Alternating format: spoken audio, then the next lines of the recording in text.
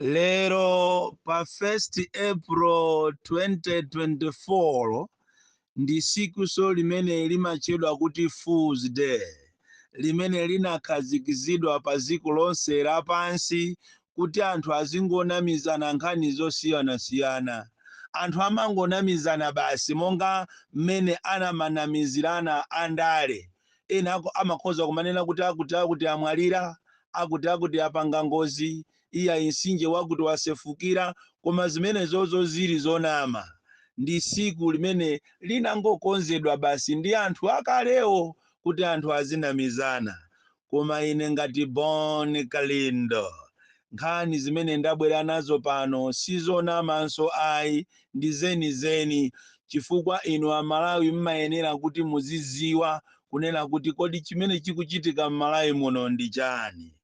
President wanu wa anthu osauka oyamba muno m'Malawi, komanso president wa gulu la Malawi First, the people first.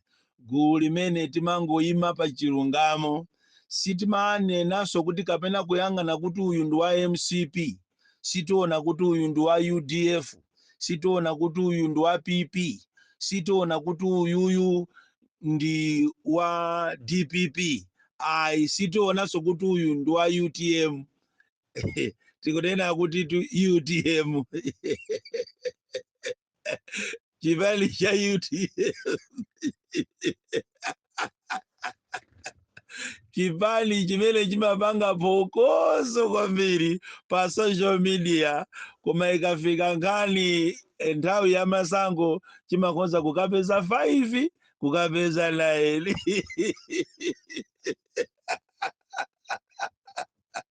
Takani kunena kuti tachipangani ma structures, chipani si pa Facebook, chipani ndi pa ground, koma anthu ake simumamva. Tikamakulangizani timakhala kuti ife tikukukondani. Kala UTM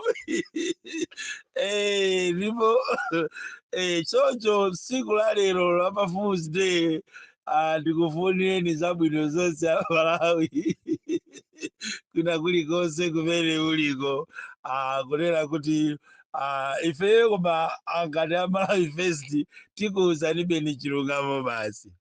Usiku wathawu a Eskom kuzera kwa President Chakwera akweza magesi ndi 40.8%. Izitu sizapa Fool's Day, izi ndi zenizeni, mmene imakwana iwo 12 o'clock a Eskom mogwirizana ndi Tonse Alliance akweza magesi ndi 40.8%.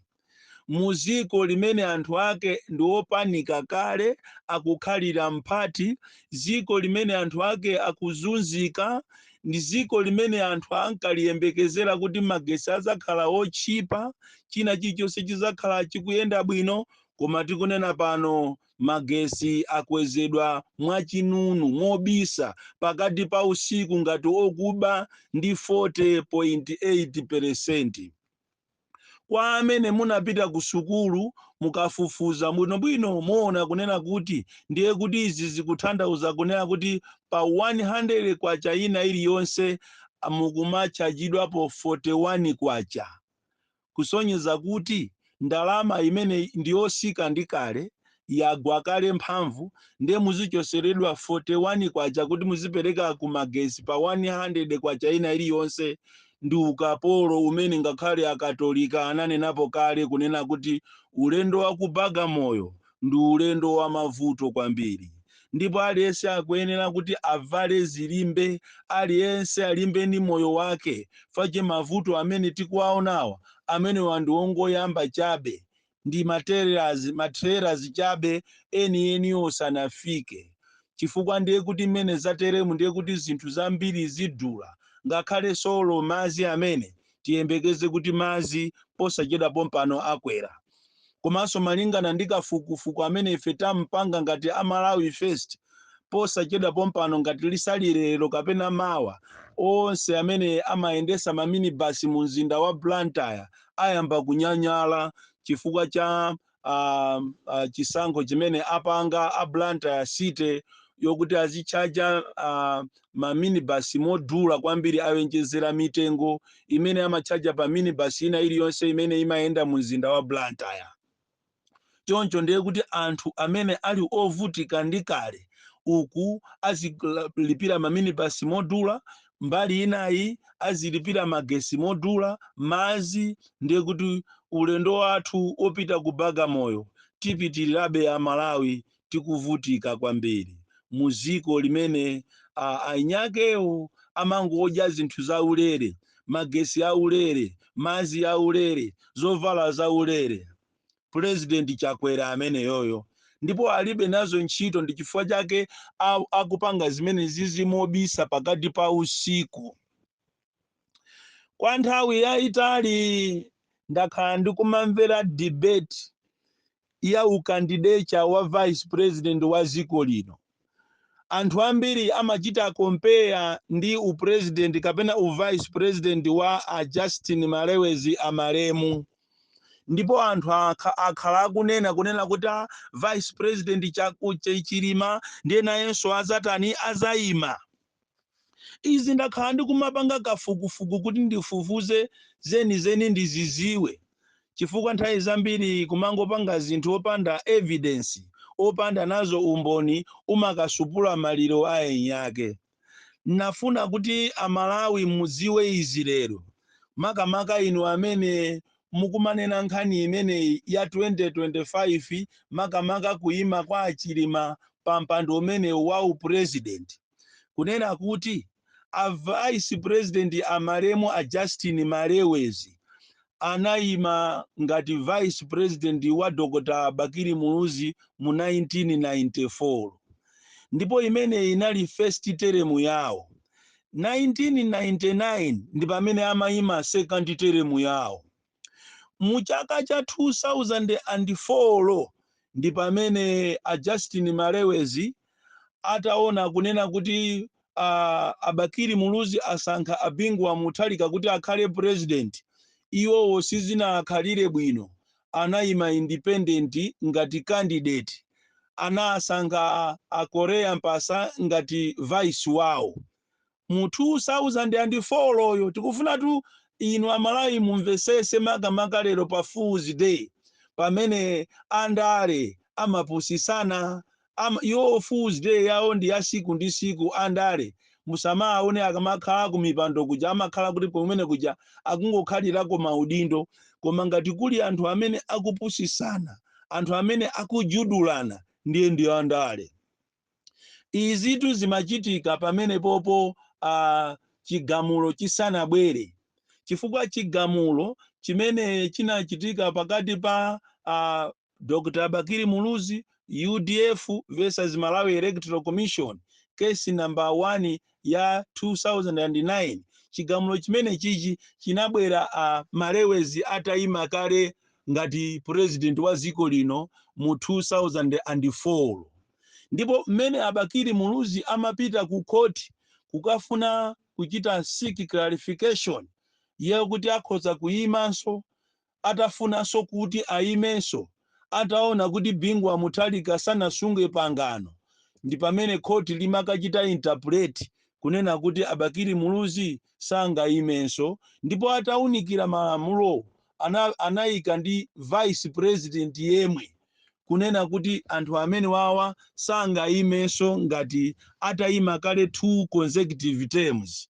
Ngati anayima kale 2 consecutive terms sangayimenso, chifukwa nthawi imeneyo amakhoti amatenga ngati imeneyo ndi abuse of office. Choncho Amalawi sitimakhala ndi nthawi yowerenga ndikuona kuti kodi zimene zizi alemba kuti chani, kodi akhoti anagamula kuti chani, koma timangothamanga ndikupereka judgment yathu. Koma nkhani ndiyonena kuti kodi zimenezi zitati zitheke kuti ayime, angapange chingachitike ndi chani, angatenge nkhani kupita nayo ku khoti ni ndani. Malamulo a ziko lino akunena kuti ndi sitting president amene angatenge nkhani imeneyi kuyipitisa kuja kumachedwa ku Supreme Court of Appeal. kuyitenga nkhani imene referral case imene iyi amene angaitenge ndi Chakwera as we stand kupita naye ku khoti kuti khoti likachite interpret. Tikunena kuti ngati Achakwerawo ali munthu oopa Mulungu amene angatenge nkhani ya Chilimayi kuti akhoza kuyima ndi President Chakwerayo. Koma funso likhale lonena kuti kodi inuyo Amalawi mmene mukumuonera Chakwera komanso mmene mukuonera ma activities amu MCP ndi Tonse Alliance mmatha kumuona Chakwera uja ali wokonzeka kuyitenga referral case imeneyi ulendo naye ku khoti kuti akachite seek interpretation? Ndikunena atu kwa inu amene mumaona ndi diso lokuthwa monga mmene ine ndimaonera kunena kuti mgwirizano wawo wa a vice president ndi ya president yawo mukamaona body language akakhala pa nsonkhano komanso malo osiyanasiyana anthu amene aja mukumaona ali limodzi, mukumaona anthu aja akuchezera limodzi. Ngati afika a MCP pomuchita endozi Chakwera kuti ndi amene ati azakhale torch bearer wa 2025, inuyo Amalawi simukutha kugwira chibwano chanu ndi kuluma chala chanu kuti chikuchitika ndi chani? Atasaini yanakale mgwirizano kuti ndi 5 years koma akwanisa mkatikati mwa mgwirizano ndikukamusankha yemweyo kunena kuti ife ku MCP kuno atazakhale torch bearer wathu ndi uyu ndi Chakwera, koma vice uja ali pompo nokha simukutha kuona kuti pamene papa anthu amenyanapo njomba. Ndipo tu njomba zimene zizi MCP anaziona kale, anaziyambira patali, koma mwina amene sanaone ndi diso lokuthwa anali a UTM, chifukwa mukapita kuja ku Institute for Youth kumene kunali mgwirizano siku losaini anagwirizano muona kuti amene anasayinira mbali yawo kuti aliko onse okwanira anali a UTM, koma awawa MCP wa amene anasayinira mbali yawo sanali ya MCP James Hadley Chesi. Koma akuluakulu anthu akusewerana ndale on a Fool's Day, anthu akutakatana. Mukutha kuona kodi ngati vice president amakonza kukhala pa nsonkhano pamenenso pali president, koma deputy minister ndikukwanisa ndikumuyimisa president, koma vice president amene anayenera kuti amuyimise ali pompo, simukutha kuona kuti anthu onde kuti akunamizana. Fool's Day. Ngati zimatheka kuti minister amene ali wang'ono ndi vice president akukwanisa kumuzusa president, koma tu vice president ali pa nsonkhano pompo, simukutha kuona kuti anthu amene wawa siku lina azalasana mipeni.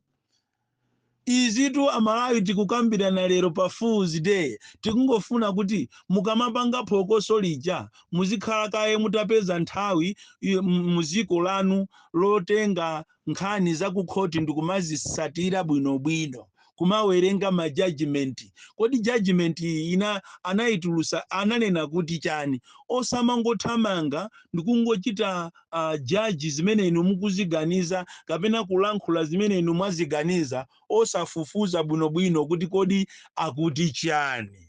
Nkhani itu ndiyonena kuti a Justin Malewezi anakhala pa mpando wa uvice 1994 1999, koma 2004 anakayima ngati president wa independent. Pamene popo khoti lisanagamule 2009 asanagamule zimene zozo, komano Amalawi timathamanga, koma amene angaitenge nkhani kuti ipite ku referral case imene ipite ku Supreme Court ni president wa ziko, amene ineyo ndikamuona sali rede, amene ineyo ndikaona akupusisana.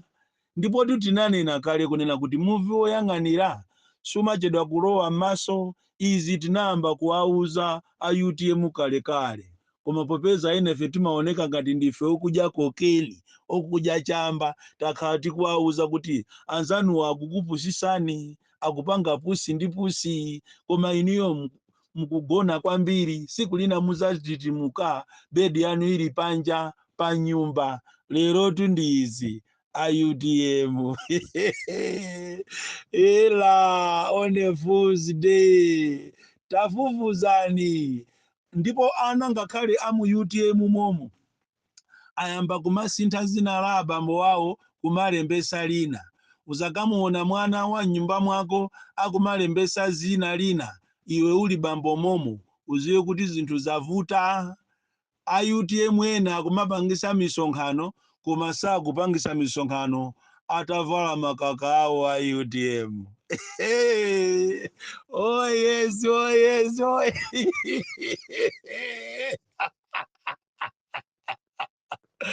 Awere Kalonga, awere Kalonga. Kalonga ilibezo lina kuti uyu ndi akulu. Olo ukhoza kumalankhula chitumbuka kapena Kiswahili, koma ikafika siku la voti, Kalonga popeza simagawa pasiriti ikhoza kukupasa kafiri. Boni Kalindo, the DC.